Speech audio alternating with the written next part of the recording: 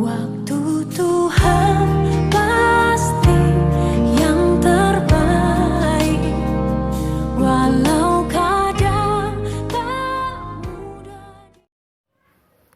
Dalam nama Bapa dan Putra dan Roh Kudus. Amin. Shalom Aleichem. Berjumpa lagi dengan saya pada perenungan hari ini, tanggal 15 Februari 2021. Persembahan yang berkenan di mata Allah. Bacaan liturgi hari ini diambil dari kitab Kejadian 4 ayat 1 sampai dengan 15, dilanjutkan dengan ayat 25, dan Injil Markus 8 ayat 11 sampai dengan 13. Saudara-saudaraku yang terkasih di dalam kasih Kristus, kita ketahui dari Alkitab bahwa Adam dan Hawa memperoleh keturunan yang diberi nama Kain dan Habel. Dari kisah di kitab Kejadian hari ini, diceritakan dua orang kakak beradik ini memberikan persembahan kepada Tuhan. Yang satu persembahannya diterima, yaitu persembahan Habel, dan yang lain ditolak, yaitu persembahan Kain oleh Tuhan. Perbuatan kedua kakak beradik ini sebenarnya adalah baik, yaitu sama-sama memberikan persembahan bagi Tuhan.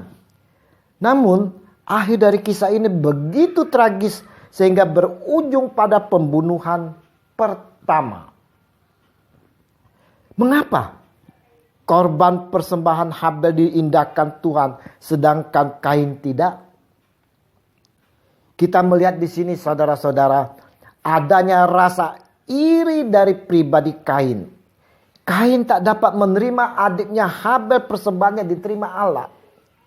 Kain membiarkan dirinya dikuasai oleh amarah dan melakukan perbuatan yang tidak berkenan bagi Tuhan. Perbuatan yang dilandaskan emosi itu hanya berakibat penyesalan di masa datang.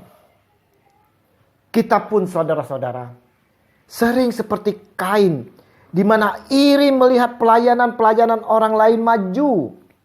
Banyak yang mengikutinya. Kadang pula kita iri terhadap saudara kita sendiri, karena dia lebih pintar, lebih disayangi, lebih diperhatikan. Iri hati saudara-saudara mendatangkan kejahatan. Sebab di mana ada iri hati dan mementingkan diri sendiri, di situ ada kekacauan dan segala macam perbuatan jahat. Surat Yakobus 3 ayat 16. Ketika kita melihat kemajuan orang lain, janganlah kita panas hati, melainkan turut bersuka cita saudara. Belajar dari keberhasilannya dan tetaplah rendah hati.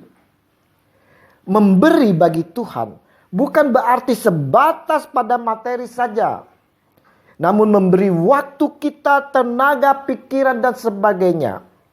Memberi yang terbaik dan jaga hidup kita berkenan bagi Tuhan, maka Tuhan akan mengindahkan hidup kita dan persembahan kita saudara.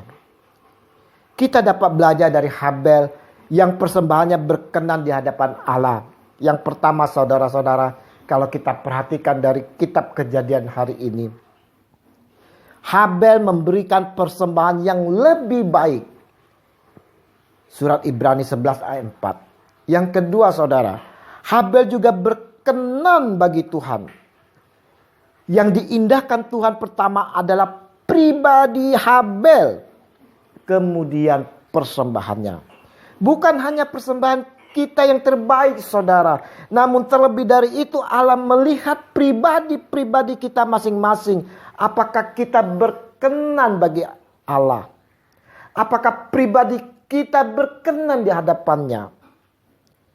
Persembahan yang diindahkan Tuhan adalah persembahan yang seimbang antara kehidupan kita yang baik dan persembahan kita kepada Dia. Dan yang ketiga saudara-saudaraku yang terkasih, yang perlu kita pelajari dari Habel, yaitu Habel memiliki iman. Perenungan hari ini saudara-saudara mau mengajak kita semua, kepada saya dan saudara, untuk introspeksi diri. Bagaimana persembahan yang kita tunjukkan kita persembahkan kepada Allah? Adakah kita iri hati? Adakah kekuatan dosa mengintai di depan pintu karena meranjang perbuatan jahat akibat iri hati yang tidak dapat diabaikan? Mari saudara-saudara, kita mau mempersembahkan yang terbaik bagi Allah dengan hidup di dalam kebenaran menurut firman-Nya, hidup di dalam kekudusannya, hidup jauh dari dosa. Mari saudara-saudara, kita mau introspeksi diri. Apakah persembahan kita sungguh berkenan di hadapan Allah?